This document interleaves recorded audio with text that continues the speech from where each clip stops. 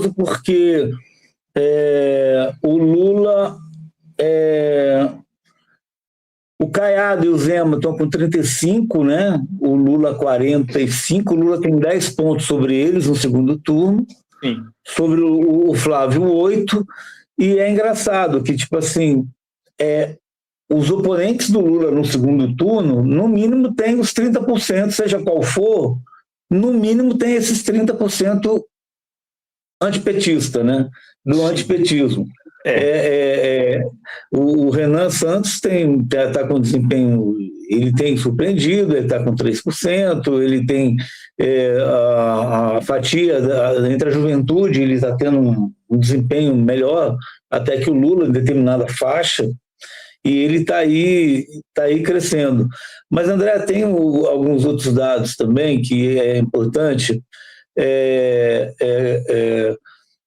Essa questão do efeito do Trump na eleição, né? Como que, de fato, pegou em cheio o Flávio, tanto o Vorcaro quanto o Trump. Efeito bumerangue, no caso. Jogou, bumerangue, voltou.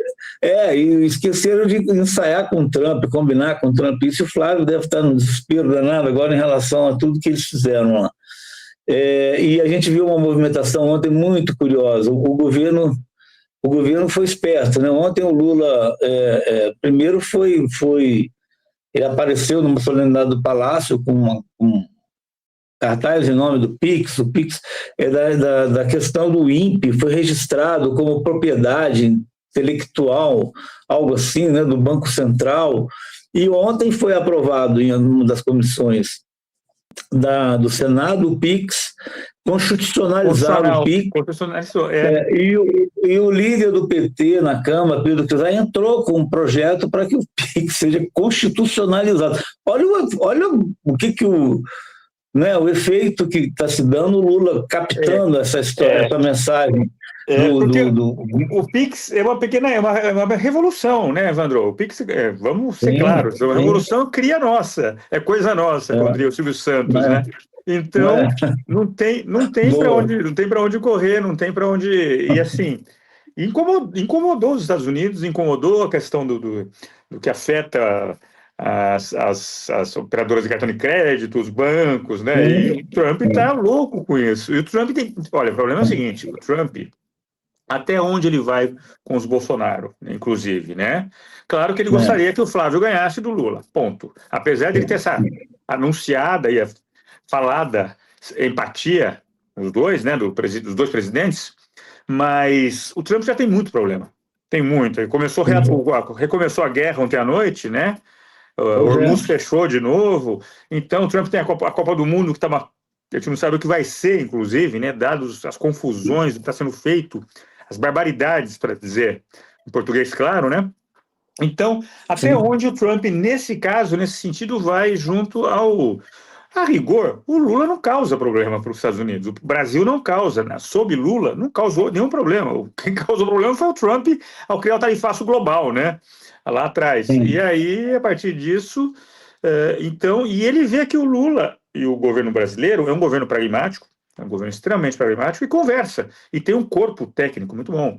O Haddad foi importantíssimo nesse processo, o Mauro Vieira, Relações Exteriores, o Alckmin foi fundamental nessas conversas, e o Lula. E o Lula como grande capitão, né? Nessa questão, como em outras. Mas aí eles entraram, botaram a cavalaria em campo, e nesse sentido a coisa avançou de uma forma que foi interessante, está sendo, porque o processo continua, tem ameaça de novos tarifaços, que a gente não sabe para onde vai, e não tem algo mais previsível hoje, Evandro, inclusive, que é o tal da imprevisibilidade do Trump, né? O que a gente sabe é isso. Falou, quando ele anunciou ontem, de tarde, que ele ia ter um ataque, ontem mesmo, um novo ataque ao Irã. Aí todo mundo falando, os especialistas em política externa e em política internacional, falando, não, a gente não sabe, pode ser sim, pode ser que não. Fosse outra liderança, falou, tá falado, né? Mas o Trump não, mas ontem ele cumpriu a fala dele.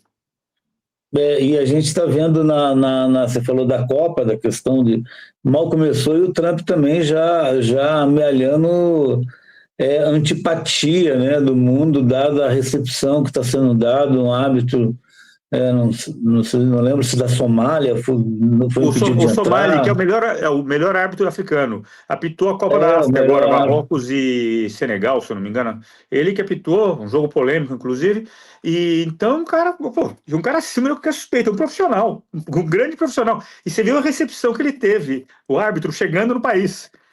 A Sim, pista do aeroporto foi tomada pela multidão. E ele, assim, herói nacional. Esse cara vai virar presidente ainda do país. você vê que efeitos uma das seleções que foi a revista se deu na pista, aquelas O cenas Senegal, o do Senegal, horrível, Senegal, a imagem horrorosa. de Ó, horrorosa, de tem N intolerância, casos. de Uzbequistão, Uzbequistão, Uzbequistão, né? o Haiti vai ter que mudar a camisa, porque tem um negócio que falaram que é político, e não é, é uma homenagem à história do país, o povo sofrido, o professor Sim, Louverture, que é o grande revolucionário haitiano, que é responsável pela primeira revolução aqui, né, no continente, né, que levou à independência do país, e tem a ver, o cara está homenageando.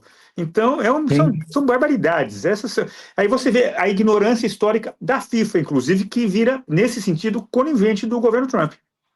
A FIFA está apanhando bastante por isso e é um negócio, né, muito grande, evidentemente, a Copa do Mundo e engraçado, os dirigentes de futebol são lamentáveis, né, de uma maneira geral, aqui no Olha, país também, com as entra. exceções É, aí, você que conhece terrível. melhor que eu, é, enfim, um monte de exceção que tem. Mas, André, vamos voltar também disso, futebol é política também, e como, né?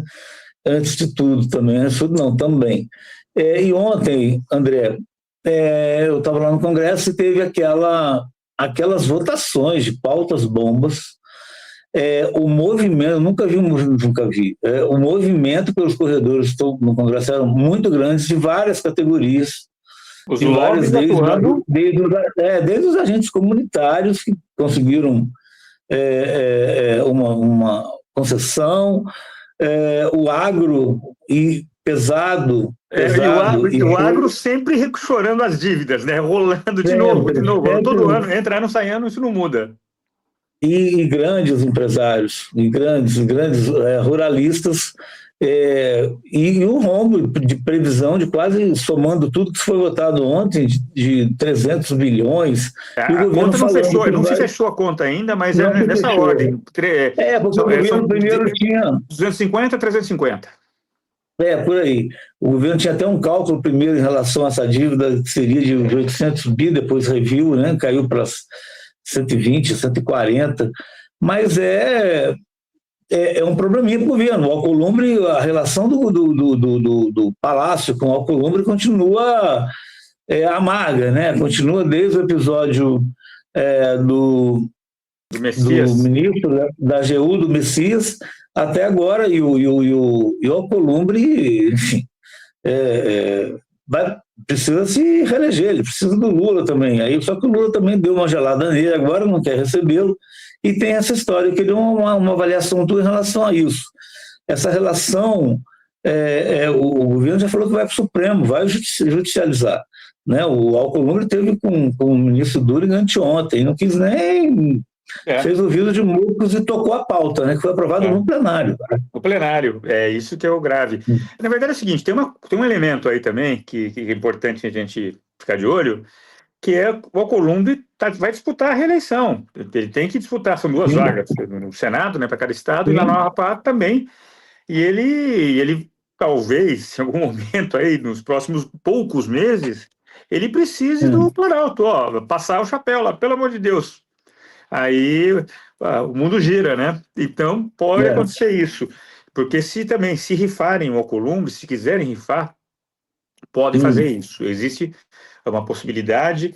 Ele, perdão, ele não é uma figura também, ele não é nada simpático, ele é bastante atabalhoado e me parece, em alguns momentos recentes, Evandro, que ele passou o sinal vermelho, atravessou. Então, chegou até aqui, botando a faca no pescoço do Planalto e tudo mais, o governo Lula, só que a moeda, a roda gira, né? Então, tudo pode acontecer. E para mudar isso tudo, para acontecer alguma coisa, com ele começar a entrar num ciclo de baixa, esse ciclo virtuoso, onde ele está acabando com o governo para um ciclo vicioso descendente, isso seria, inclusive, nada surpreendente. É verdade. André, eu queria ler um comentário aqui, os comentários da nossa, da nossa galera, do pessoal que acompanha com a gente aqui diariamente. Muitos comentários, muitas reações à questão da pesquisa. Muitos recados, que São Paulo está chovendo, como está chovendo aqui em Brasília, Elizabeth Capelli, o Valmir Brusato, o Valdemar Brandineto também. A Nádia Sanches faz um comentário: o que me inquieta são as vagas do Congresso, não me parece que a próxima bancada será melhor. De fato, a gente nunca tem muita essa expectativa de coisa melhor. A gente, André? A máxima do Ulisses Guimarães, né? O Ulisses Guimarães sempre falava isso. Se acha a atual legislatura ruim, espera a próxima. E realmente, e não vai mudar muito, viu? Até conversando com o Álvaro Maimone, meu sócio, nesses dias, e nós discutindo isso, ele falou, realmente, quem projeta hoje, nós estamos em meados de junho, uma mudança radical, uma realocação de forças, né, direita, esquerda, centrão, centro, pode ir revisando seus cálculos, porque a coisa tende hoje a seguir na mesma toada, inclusive com muitos atores que a gente falava, esse não se reelege. Mas a chance de se reeleger é real. É muito difícil. Eu lembro quando não existiam as emendas, só com essas cotas parlamentares que os deputados têm, que são aquelas cotas que bancam pessoal, passagem, alimentação, gasolina, dinheiro para funcionário, para escritório nos estados, eu já achava difícil concorrer com alguém que já tem uma infraestrutura dela. Entraram os bilhões do orçamento, aí você imagina. Encastelaram de vez, aí é difícil você quebrar isso.